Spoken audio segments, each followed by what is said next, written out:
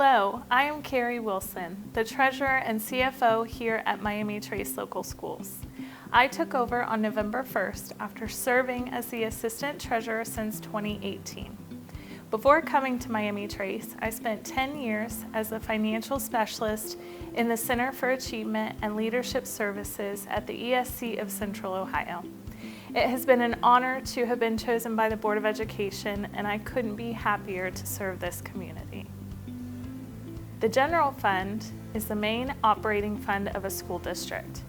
School districts may also have other funds which have rules reserving them for very specific purposes. These are called restricted funds. The chart you see represents the revenues and expenditures of our general fund. The blue bars represent our revenues, or money coming in. The orange bars represent our expenditures, or money going out. The first 3 years represented in this graph show the actual results of the fiscal year listed at the bottom. As you can see, last year in fiscal year 22, our expenditures exceeded our revenues.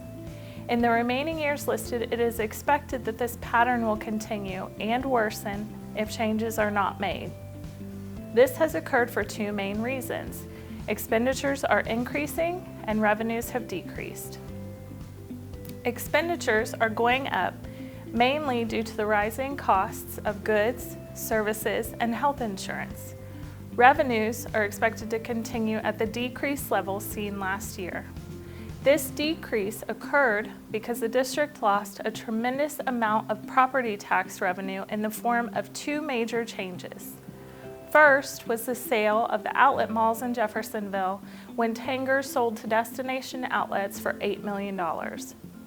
This sale created over $800,000 in lost tax revenue per year.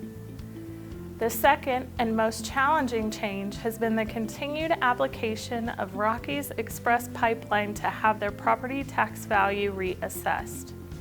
Their most current application for the 2022 tax year takes the value from approximately $110.8 million to just $60.9 million. This is a 45% reduction and represents about $1.3 million lost by the district. These unfortunate changes are outside of the control of the Board of Education, but planning and cost cutting has already begun.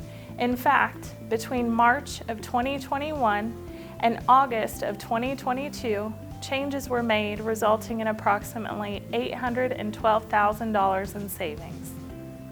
As I am sure you are aware, Honda Manufacturing of America is coming to Fayette County. The Board of Education entered into a compensation agreement where Honda will receive a 30-year, 100% tax abatement on new building improvements.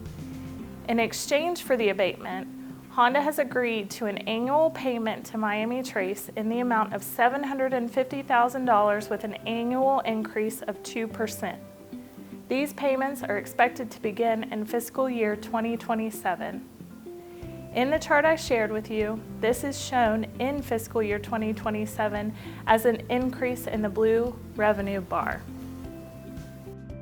While the district's financial position is not as strong as in past years, the Board of Education and Administration recognize the importance and urgency of making changes now to avoid future overspending. Our solid history of fiscal responsibility and sound decision-making has created a carryover balance that has afforded the district time to adjust. If you have any questions about the information in this presentation, please do not hesitate to contact our central office. We are happy to hear from you. Thank you for joining us for this year's State of the District Address. Please follow the link provided with each segment if you would like to submit questions or comments regarding the topics presented in this series. Take care, stay well, and be MT proud.